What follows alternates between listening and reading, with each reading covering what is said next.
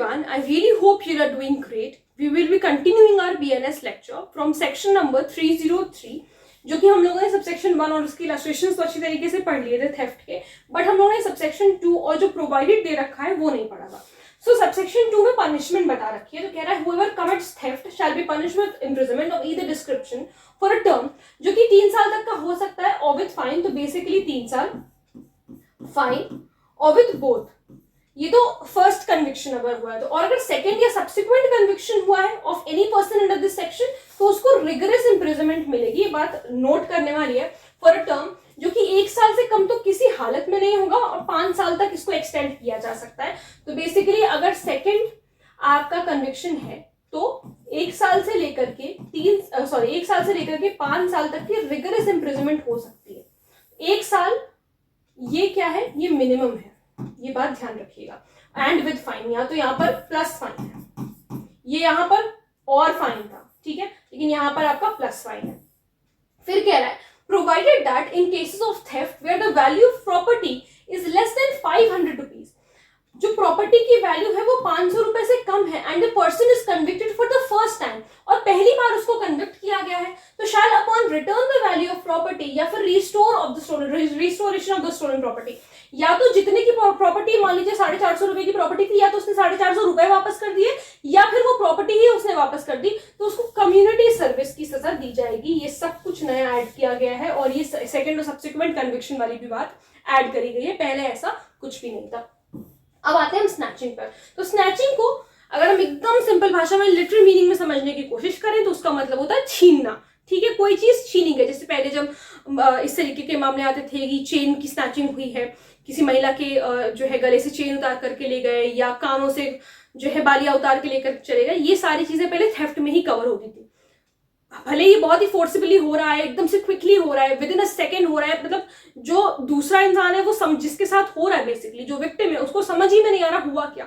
ये सब पहले थेफ्ट में कवर किया जाता था, लेकिन अब इसके लिए एक अलग से प्रोविजन बना दिया गया है जिसे हम स्नैचिंग के नाम से जानते हैं. और क्योंकि ये नया न्यूली एडेड प्रोविजन है तो ये पूरी संभावना है कि आपके आने वाले एग्जामिनेशन में ये पूछा जा सकता है. सो 304 हमें स्नैचिंग के बारे में बताता है. तो ये कह रहा है थेफ्ट जो चोरी है वही स्नैचिंग है. अगर in order to commit theft, चोरी करने के चक्कर में, तो ऑफेंडर सडनली, तुरंत, या क्विकली या फोर्सिबली सीज करता है, सिक्योर करता है, ये ग्रैब करता है, छीनता है किसी भी इंसान से, और चाहे उससे कुछ लिया गया या उसके पोजेशन से कोई भी ऐसी मूवेबल प्रॉपर्टी ले ली गई, जैसे पर्स वगैरह छीन लिया महिलाओं का. क्योंकि भाई जो हमारे मेन है उनके तो पर्स में तो पिक पॉकेटिंग हो जाएगा, वो तो स्नैचिंग की कैटेगरी में नहीं आएगा. लेकिन महिलाओं का जो पर्स होता है वो तो उनके हाथ में ही होता है, तो वो खींचना स्नैचिंग की कैटेगरी में आएगा. गोल्ड की चेन अगर स्नैच करी जा रही है, छीनी जा रही है, तो वो भी स्नैचिंग में आएगा. कह रहा है whoever commits snatching shall be punished with imprisonment of either description for a term, जो कि 3 साल तक की होगा. तो जो पहले थेफ्ट की पनिशमेंट थी वही अब स्नैचिंग की पनिशमेंट है, बस यहाँ पर प्लस फाइन है. 3 साल प्लस फाइन है, ये बात ध्यान रखना. अब 305 में क्या बता रहा है, थेफ्ट इन अ ड्वेलिंग हाउस और मीन्स ऑफ ट्रांसपोर्टेशन और प्लेस ऑफ वर्शिप एक्सेट्रा. अब थेफ्ट हो कहाँ है, ड्वेलिंग हाउस में. ड्वेलिंग हाउस का मतलब है जहां लोग रह रहे हैं, ठीक है, या ट्रांसपोर्टेशन में, कोई मतलब किसी व्हीकल में चोरी हो रही है, या फिर कोई ऐसी जगह जहां पर पूजा आराधना करी जाती है, नमाज पढ़ी जाती है, जो भी कुछ किया जाता है, प्लेस ऑफ वर्शिप में बेसिकली. एक्सेट्रा यानी कि इसमें और भी चीजें इन्वॉल्व हैं. देखो, whoever commits theft, किसी भी इंसान ने अगर थेफ्ट कमिट किया किसी बिल्डिंग में, किसी टेंट में, या किसी वेसल में जो कि एज अ ह्यूमन डेलिंग, जहां पर लोग रह रहे हैं उसके लिए यूज किया जाता है, या फिर किसी प्रॉपर्टी की कस्टडी के लिए यूज किया जाता है, मतलब वहां पर कोई प्रॉपर्टी रखी जाती है, चाहे वो ह्यूमन ड्वेलिंग हो, चाहे वो किसी प्रॉपर्टी को रखने के लिए वो जगह यूज करी जा रही हो, या फिर पहली चीज तो ये होगी. दूसरी चीज, कोई मीन्स ऑफ ट्रांसपोर्ट है जो कि गुड्स वगैरह ट्रांसपोर्ट, जैसे मान लो टेम्पो वगैरह होते हैं, वहां से अगर कुछ मान लीजिए कि एसी वगैरह ट्रांसपोर्ट किए जा रहे थे, वो एसी वगैरह चुरा करके ले गए, तो वो इस सेक्शन में फॉल करेगा, 305 में फॉल करेगा. गुड का जो ट्रांसपोर्ट हो रहा है, पैसेंजर्स का मान लीजिए ट्रांसपोर्ट हो रहा है, मान लीजिए बस में पैसेंजर्स ट्रैवल कर रहे हैं, बस से अगर पैसेंजर्स से चोरी करी गई है तो वो इसमें फॉल करेगा. ठीक है, और ऑफ एनी आर्टिकल और goods from any means of transport used, या फिर कोई आर्टिकल, वही चीज है, कोई आर्टिकल या गुड्स की चोरी करी गई है किसी मीन्स ऑफ ट्रांसपोर्ट से जो कि एज अ ट्रांसपोर्ट यूज किया जाता है गुड्स के लिए या पैसेंजर्स के लिए. वो जो एसी वाला मैंने आपको बताया था वो इसमें भी फॉल कर सकता है. ठीक है, कोई आइडल या कोई आइकन को चोरी किया गया प्लेस ऑफ वर्शिप से, जहां पर मतलब पूजा वगैरह होती है, नमाज वगैरह पढ़ी जाती है, तो वहां से अगर जो है कोई भी आइडल, कोई मूर्ति वगैरह चोरी करी गई है तो वो भी जो है थेफ्ट, ये 305 में फॉल करेगा। और अगर कोई भी प्रॉपर्टी है जो कि गवर्नमेंट की प्रॉपर्टी है या कोई लोकल अथॉरिटी की प्रॉपर्टी है, म्यूनिसिपैलिटी की कोई प्रॉपर्टी वगैरह को अगर चोरी किया गया है तो वो 305 में फॉल करेगा। वो नॉर्मल थेफ्ट की कैटेगरी में नहीं आएगा, 303 में नहीं जाएगा, 305 में फॉल करेगा। सजा कितनी है, जो कि 7 साल तक की हो सकती है, ठीक है, और प्लस फाइन, क्योंकि यहाँ पे थोड़ा सा एग्रीवेटेड हो गया मामला, ठीक है, 7 साल प्लस फाइन। अब कह रहा है थेफ्ट बाय क्लर्क और servant of property in possession of master. Clerk या सर्वेंट उस प्रॉपर्टी की चोरी कर रहे हैं जो कि उसके मालिक की है, ठीक। Whoever being a clerk or servant or being employed in the capacity, चाहे वो क्लर्क या सर्वेंट है या उसको एम्प्लॉय किया गया है क्लर्क या सर्वेंट की कैपेसिटी में, थेफ्ट कमिट करता है कोई ऐसी प्रॉपर्टी के रिस्पेक्ट में इन द पोजेशन जो कि उसके मास्टर या जिसने उसको एम्प्लॉय किया, जिसने उसको नौकरी पे रखा, या तो उसके पोजेशन में है या तो उसके मास्टर के पोजेशन में है। तो अगर इस तरीके, क्योंकि भाई देखो ये जो थेफ्ट और क्लर्क, क्यों इतनी सजा, क्यों यहाँ पर 7 साल की सजा और इतना ज्यादा फाइन, जो मतलब फाइन की सजा यहाँ पर दी गई है, प्लस फाइन है ना, क्योंकि इस वजह से, क्योंकि ये थोड़ा सा ट्रस्ट की पोजीशन में होते हैं ये लोग, इन पर आप इतनी जल्दी से वो नहीं कर सकते, इन पर लोग भरोसा करते हैं।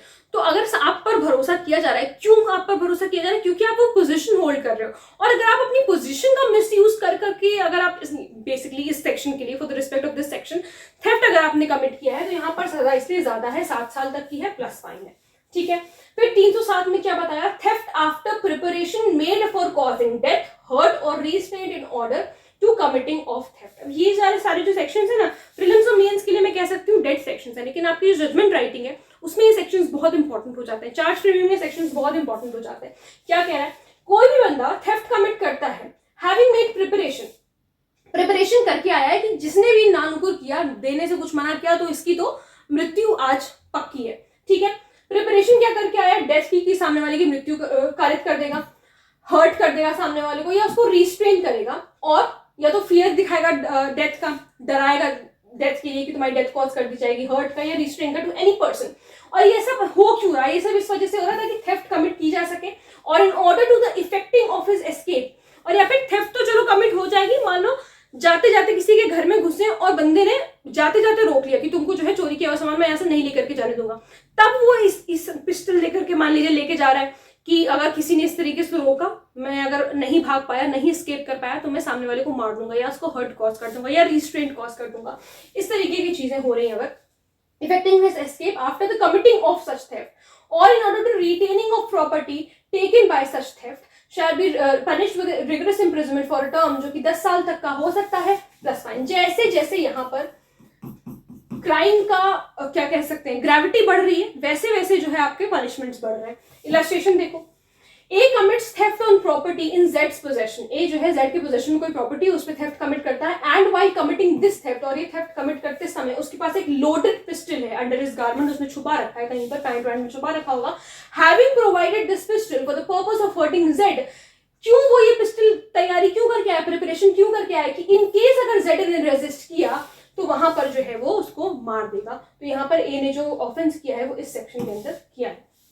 फिर से देखो दूसरा इलस्ट्रेशन क्या कह रहा है, ए पिक्स जेड्स पॉकेट, उसकी पॉकेट में हाथ डाल के जो है उसका वॉलेट निकालता है, having posted several of his companions near him.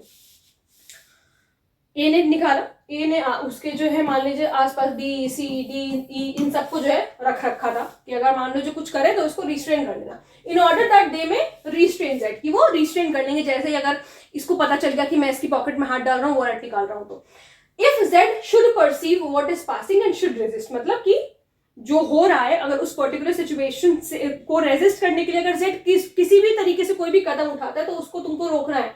तभी इन लोगों को 4 लोगों को यहाँ पर खड़ा किया हुआ है, और शुड अटेम्प्ट टू एप्रीहेंड ए, यहाँ पर ए ने क्या किया है, इस पर्टिकुलर सेक्शन के अंडर ऑफेंस कमिट किया है, क्योंकि वो ऑलरेडी प्रिपरेशन कर रखी है ना कि अगर कुछ होगा तो हम ये रिस्ट्रेन कॉज कर देंगे, हर्ट कॉज कर देंगे या डेथ कॉज कर देंगे। जैसे होगा तैयारी करके गए, पिस्टल लेके गए, लोगों को साथ में लेकर गए कि अगर कुछ हुआ तो भाई तुम देख लेना, तुम रिस्ट्रेन कर लेना। तो ये सब कुछ जो है सेक्शन नंबर 307 में फॉल करेगा। अब नेक्स्ट क्लास से हम लोग एक्सटॉर्शन पढ़ेंगे, इसके कई सारे इलस्ट्रेशंस हैं जो आप लोगों को समझाने होंगे, ठीक है। तो थेफ्ट का जो पर्टिकुलर टॉपिक था 303 से लेकर के 307 तक, 303 से स्पेसिफिकली 307 तक वो हम लोगों ने कवर कर लिया है। आई रियली होप आप लोग को ये सारे सेक्शंस अच्छी तरीके से समझ में आए होंगे। अगर कोई प्रॉब्लम है, कोई डाउट है तो आप लोग मुझसे कमेंट सेक्शन में पूछ सकते हैं। मिलते हैं नेक्स्ट वीडियो में। Thank you so much.